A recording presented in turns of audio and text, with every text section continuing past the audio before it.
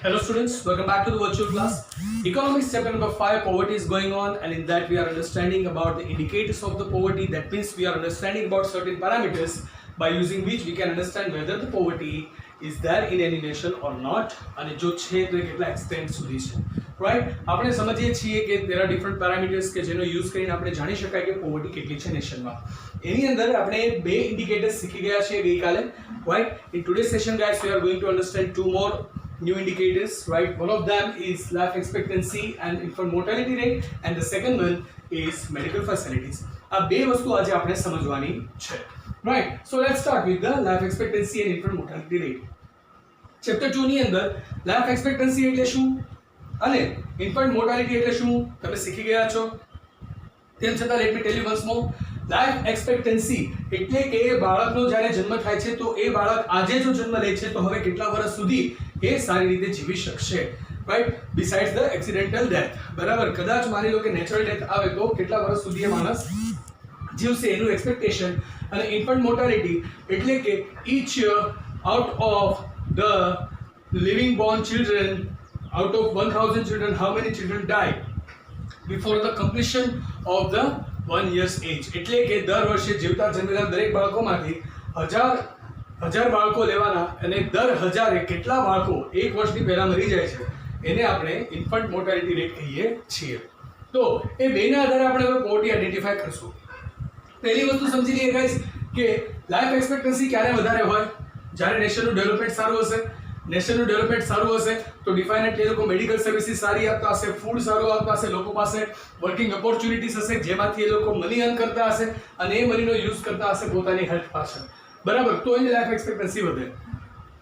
Infant મોર્ટાલિટીનું પણ કંઈક એવું જ છે કે જ્યારે જો માણસ પાસે સારા પૈસા હોય, બરાબર, if is earning well, then at that time એ જે લેડી છે who is expecting a baby, right? તો બિફોર ડિલિવરી અને પોસ્ટ ડિલિવરી એ વુમનની કેર થાય છે, પ્રોપર કેર થાય છે, રાઈટ? પ્રોપર કેર થાય છે અને પ્રોપર મેડિકેશન મળે છે. બાળક જ્યારે જન્મે છે ત્યારે એને એક હાઇજીન એટમોસ્ફિયર મળે છે કે જેને કારણે જે બેબી કેન સર્વાઇવ વેલ. જો આ બધી વસ્તુ, આ બધી ફેસિલિટીઝ નથી મળતી, medical facilities on the time નથી મળતી, so at that time a persons can dead earlier, right? So હવે આપણે વાત કરવાના છીએ કે લાઈફ એક્સપેક્ટન્સી અને ઇન્ફન્ટ મોર્ટાલિટી રેટથી આપણે પોવર્ટીને કઈ રીતના મેજર કરીએ છીએ. એક વસ્તુ અહીંયા જોઈએ, થોડા કન્ટ્રીઝના નેમ આપ્યા છે, સાથે એ કન્ટ્રીની લાઈફ એક્સપેક્ટન્સી કેટલી છે અને ઇન્ફન્ટ મોર્ટાલિટી રેટ કેટલો છે. તો સૌની પહેલા છે નોર્વે. નોર્વેની લાઈફ એક્સપેક્ટન્સી છે 81.6 years, રાઈટ? અને એનો ઇન્ફન્ટ મોર્ટાલિટી રેટ છે 2. That means out of 1000 living born children, only 2 are going to dead before the completion of 1 year's age. In USA, life expectancy is 79.1 year and infant mortality rate is 6. Sri Lanka, life expectancy is 7.9, infant mortality rate 9. China, life expectancy is 75.8, infant mortality rate 10. And in India, life expectancy 68 years and infant mortality rate at 39 years. So guys, over here we understood about the data of the different countries. બરાબર? એ data આપણે જોયો કે Norway છે, USA, Sri Lanka છે, China છે, India છે, right? આ લિસ્ટની અંદર નોર્વે અને યુએસએ આ બંને ડેવલપ નેશન્સ છે. તો તમે લાઈફ એક્સપેક્ટન્સી જુઓ, બરાબર, તો on an average any higher છે, બટ ઇન્ફન્ટ મોર્ટાલિટી રેટમાં હ્યુજ ડિફરન્સ જોવા મળે છે. જ્યારે એશિયન કન્ટ્રીઝની અંદર Sri Lanka is doing well, China is also doing well for the infant mortality rate and the life expectancy both. But in India, you see the worst situation, 68 is the life expectancy and 39 is the infant mortality rate. એટલે કે આપણી life એક્સપેક્ટન્સી પણ ઓછી છે અને infant mortality rate ખૂબ high છે. Life એક્સપેક્ટન્સી જેટલી વધારે, પોવર્ટી એટલી ઓછી. Infant mortality rate infant mortality rate, બરાબર, એ જેટલો વધારે, પોવર્ટી એટલી વધારે, રાઈટ? શું કામ? કારણ કે હમણાં જ મેં તમને કહ્યું કે લાઈફ એક્સપેક્ટન્સી ત્યારે જ વધે કે જ્યારે માણસ પાસે કેપેસિટી છે કે પોતે પોતાની પાછળ ન્યુટ્રિશનમાં, પોતે પોતાના ફેમિલી પાછળ મેડિકલ સર્વિસીસમાં દરેક જગ્યાએ એક્સપેન્સ કરી શકે. ઇન્ફન્ટ મોર્ટાલિટી રેટ જે છે એ ત્યારે જ કંટ્રોલ થઈ શકે કે જ્યારે એક પર્સન પાસે પોતાની કેપેસિટી હોય, પોતે એટલું અર્નિંગ કરતો હોય કે જેનાથી પોતાની ફેમિલીને, રાઈટ, અને પોતાની વાઇફ કે જે એક્સપેક્ટ કરી રહી છે બેબી એને એક હાઇજેનિક એટમોસ્ફિયર આપે, ન્યૂબોર્ન બેબીને હાઇજેનિક એટમોસ્ફિયર આપી શકે, રાઈટ. ઇન્ડિયાની અંદર બહુ બધી સિચ્યુએશન્સ, બહુ બધી જગ્યાઓ એવી છે જ્યાં તમે જાઓ, બરાબર, તો બાળકો કેવી રીતના રહેતા હોય છે, right. There are ન્યુમરસ slums, right. અને એમાં પણ એશિયાની નંબર 1, એશિયાની સૌથી મોટી સ્લમ જે છે આપણે ઇન્ડિયામાં છે, Mumbai Dharavi, right. These are the things guys કે જેને કારણે આપણે પોવર્ટી ડિફાઇન કરી શકાય, બરાબર. પોવર્ટી વધારે છે એટલે જ લાઈફ એક્સપેક્ટન્સી ઓછી છે, પોવર્ટી વધારે છે એટલે જ ઇન્ફન્ટ મોર્ટાલિટી રેટ આટલો હાઈ છે, બરાબર. જો પોવર્ટી આ કન્ટ્રીઝમાં પોવર્ટી નથી. Norway is world's number 1 country in the development, right. It is not poor country. તો એની લાઈફ એક્સપેક્ટન્સી તમે કમ્પેર કરી લો અને એનો ઇન્ફન્ટ મોર્ટાલિટી રેટ કમ્પેર કરી લો, right. So it depends on the income of a person. જો પર્સનની ઇન્કમ સારી હશે તો ડિફાઇનેટલી એ પર્સન પોતાના ફેમિલી માટે સારું એવું હાઇજીન અને મેડિકલ સર્વિસ પરચેસ કરી શકે છે.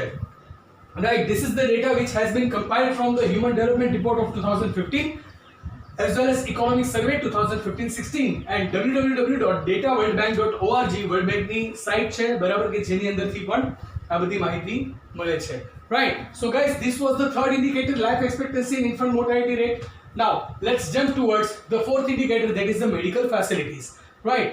Medical facilities છે, બરાબર, એ પણ પોવર્ટીનું એક ઇન્ડિકેટર બને છે, રાઈટ. શું કામ? કારણ કે જો પર્સનની સારી અર્નિંગ કેપેસિટી હશે તો જ સારી મેડિકલ સર્વિસીસ અર્ન કરી શકશે.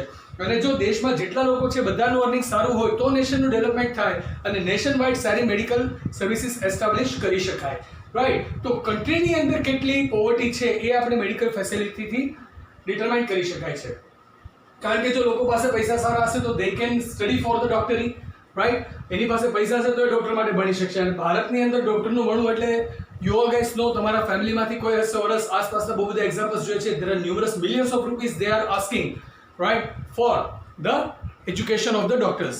સો ધીઝ આર ધ થિંગ્સ કે મેડિકલ ફેસિલિટીઝ ક્યારે ઇમ્પ્રૂવ થાય કે જ્યારે નેશનમાં એજ્યુકેશન સારું છે, જ્યારે નેશનમાં લોકોનું ફાઇનાન્શિયલ સ્ટેટસ સારું છે, જ્યારે નેશનનું અર્નિંગ સારું છે, બરાબર, ત્યારે નેશન છે પોતે પણ સારી મેડિકલ સર્વિસ આપશે અને લોકો પ્રાઇવેટ હોસ્પિટલ્સમાં જેને પણ સારું ટ્રીટમેન્ટ લઈ શકે છે. બટ આપણે એક વાત અહીંયા કરીએ કે જો આપણે ડોક્ટર્સનું કેલ્ક્યુલેશન કરીએ સૌથી પહેલા તો ડેવલપિંગ કન્ટ્રીઝ જે છે એટલે કે ઇન્ડિયા છે, સોરી, ઇન્ડિયા છે, ચાઇના છે, શ્રીલંકા છે, આપણે લોકો જે ડેવલપિંગ નેશન્સમાં આવીએ છીએ, બરાબર, તો એ નેશન્સમાં we can see one doctor for 6,000 people. Per population of 6,000 there is only one doctor available, right. એક ડોક્ટર છે એને 6,000 લોકોનું ધ્યાન રાખવાનું છે. જ્યારે ડેવલપ કન્ટ્રીઝ હોય તો ત્યાં per 350 people one doctor is there, right. Per 350 people one doctor is there, right. You can see the huge difference over here. Why? Because these are developed. Over here the poverty is not there, over here the poverty is high. That means the people cannot avail the education for being the doctor too, right. There are only rare cases where the person from the poor family becomes a doctor, or else it is not possible for a normal person to be the doctor very well, right. So સૌથી પહેલા તો આપણે ડોક્ટરનો data લઈએ કે પર population of 6,000 one doctor is available. Over here per population of 350, right, one doctor is available. એની સામે આપણે calculation કરીએ, બરાબર, થોડા ડિઝીઝની વાત કરીએ તો there are certain basic disease. say for example diarrhoea છે, કોમન છે, મલેરિયા છે, અત્યારે કોમન છે કારણ કે એ બધાના વેક્સિન્સ અવેલેબલ છે, રાઈટ. ટ્યુબરક્યુલોસિસ ડિઝીઝ એટલે કે ટીબી છે એ પણ અત્યારે કોમન છે. But in the developing countries steel per year 1.7 crore people meet the death, right. Per year 1.7 crore people are getting dead, they die from the disease like diarrhea, malaria and TB, right.